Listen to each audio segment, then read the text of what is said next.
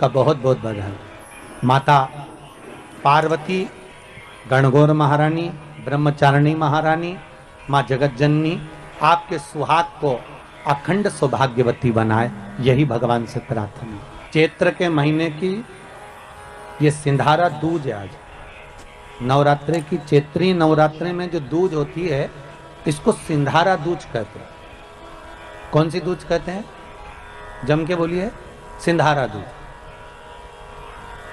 सिंधारा दूज का मतलब ये होता है कि कल है तीज, जिसको हमारे यहाँ गणगौर तीज कहते हैं। शंकर और पार्वती 16 दिन तक तैयार हुए थे और तैयार होने के बाद शिव और पार्वती शिव महापुराण के यजमान बनकर जा रहे थे। तो कल का दिन है वो।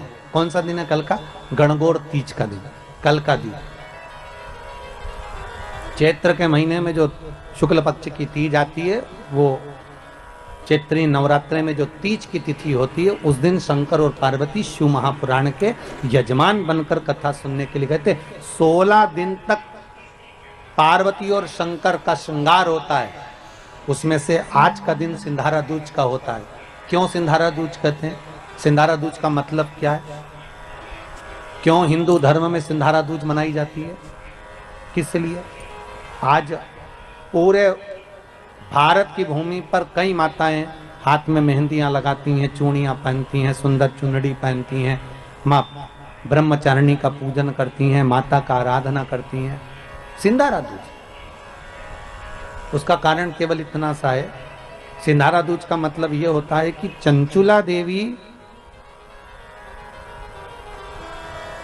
जब 14 दिन तक शंकर और पार्वती अपने गुफा में से बाहर नहीं निकले शिव महापुराण के यजमान बनने के लिए, तब माता चंचुला देवी ने हाथ जोड़कर मां जगतजननी जगदम्बा को सुंदर वस्त्र, सुंदर चूड़ियां, सुंदर आभूषण माता के चरणों में ले जाकर समर्पित करे थे और कहा, मां इन चूड़ियों को जो मैं दे रही हूं, ये लाल चूड़ी, ये लाल श्रृंगार, ये लाल वस्त्र, जो लाल चूनर जो मैं प्रदान कर रही हूं, मां बस ऐसी कृपा कर दे कि तू इन चूनर को धारण करे और मेरा भी सौभाग्य, मेरा भी सुहाग अमर कर दे। बस इतनी कृपा मेरे ऊपर कर दे। वो सिंधारा दूज का महत्व है।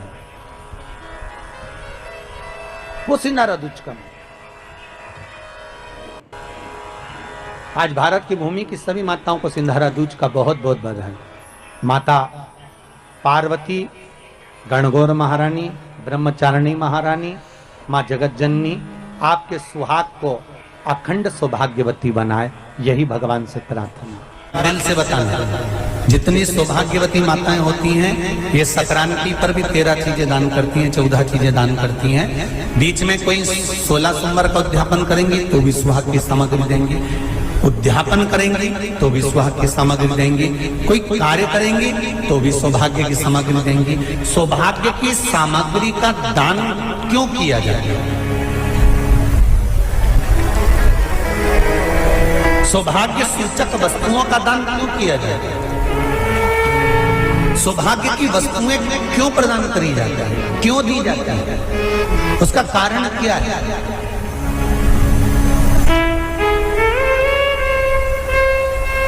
क्यों देते हैं? महाराज, भारत की भूमि की सौभाग्यवती माताओं का एक मन की अभिलाषा रहती है। भारत की भूमि की माताओं की एक अभिलाषा रहती है कि जब उसके प्राण छूटे तो अखंड सौभाग्य धारण करके पति के कंधे पर और पुत्र के कंधे पर शमशान करते।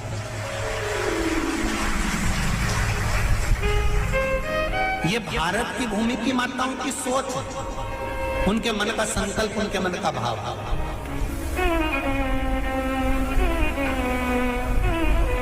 क्यों देते हैं चूड़ी का दान? क्यों देते हैं बिंदी का दान? क्यों देते हैं अखंड सौभाग्य का दान?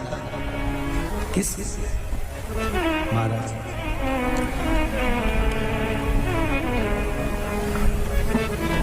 मेरे हाथों में भर भर के चूड़ी रहे। कितनी? 2, 3, 4, 5। एक एक पांव में जोड़े से बिछुड़ी होना चाहिए, केवल एक नहीं, सिंगल नहीं। वो तो आजकल का फैशन हो गया महाराज, जो केवल एक बिछुड़ी धारण कर लो उसी में फैशन दिखे।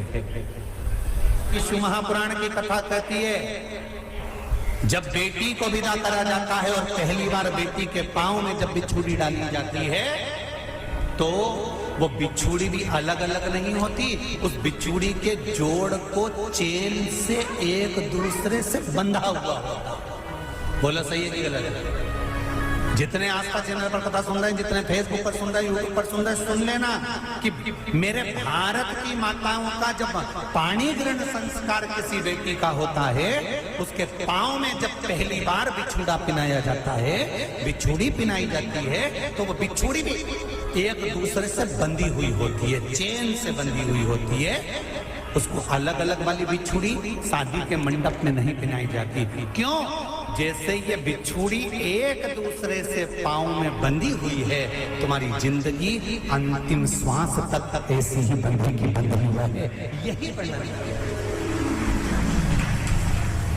वो तो अब माताओं ने थोड़ा सा फैशन चेंज कर दिया, अब पांव में ज्यादा बिछुड़ी नहीं पहनती, गड़ती है, चुभती है, एक बिछुड़ी धारण है। महाराज पर नहीं, बिछुड़ी भी दो जोड़े से। हमारी माताएं, भारत की भूमि की जो माताएं हैं, ये चूड़ी भी हाथ में पहनती है तो जोड़े से पहनती है। बोलो जैसा सही है कि गलत है? एक अकेली चूड़ी माताएं हाथ में धारण नहीं करती हैं। अगर भारत की भूमि की संस्कारित माताएं हैं और भारत की भूमि की सभ्यता और संस्कृति को जानती है तो अकेली चूड़ी नहीं, जोड़े की चूड़ी पहनेगी, 2 चूड़ा डालेगी, 4 डालेगी, 12 डालेगी, पर सिंगल नहीं, अकेले। महापुराण की कथा ये कहती है कि पार्वती जी ने और गंगा जी ने जितना सौभाग्य का दान दिया है, उनके बराबर दुनिया का कोई व्यक्ति इतना सौभाग्य का दान नहीं दे सकता जो माता गंगा और पार्वती दोनों दान दे रहे हैं।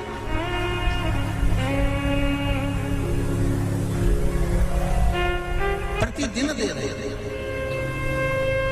और अब तो फैशन आ गया, तुम लोग जो सौभाग्य का दान देते हो प्लास्टिक की डलिया में देते हो, पर एक एक पुराण को उठा कर देख लेना, एक एक उद्यापन को उठा कर देख लेना। जितनी तुम कथा तुम्हारे घर में छोटी छोटी कथाओं की पोथियां पड़ी हो, उनको उठा कर देख लेना। उसमें नहीं लिखा कि प्लास्टिक की डलिया में सौभाग्य की वस्तु का दान दिया जाता है। उसमें लिखा है बांस की पिटारी में, बांस की डलिया में सौभाग्य की वस्तुओं का दान दिया जाता है।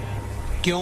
क्योंकि बांस वंश की वृद्धि करता है, बांस सौभाग्य की वृद्धि करता है, और बांस अखंड सौभाग्य। जैसे बांस का पौधा बढ़ते चले जाता है, बढ़ते चले जाता है, उसी तरह बांस की डलिया में जब दान दिया जाता है, बांस की टोकनी में जब दान दिया जाता है, तो ये भाव रखा जाता है कि तुम्हारा सौभाग्य ऐसे ही बढ़ता रहे। पर अब थोड़ा सा फैशन चेंज हो गया तो प्लास्टिक की डलिया, पर प्लास्टिक की नहीं। व्रत पढ़ते हैं ये किसी दूसरे के नहीं है। तीज का व्रत माता पार्वती का, छठ का व्रत माता पार्वती का, चतुर्थी का व्रत माता पार्वती का, ये सारे व्रतों की शुरुआत गंगा और पार्वती ने अपने बल से। सुंदरी के स्थान पर जल क्यों चढ़ाया जाता है? क्योंकि भगवान शंकर की सबसे छोटी लड़की जो है वो सुख सुंदरी है, और ये जो छोटी लड़की है सुख सुंदरी, ये नारी को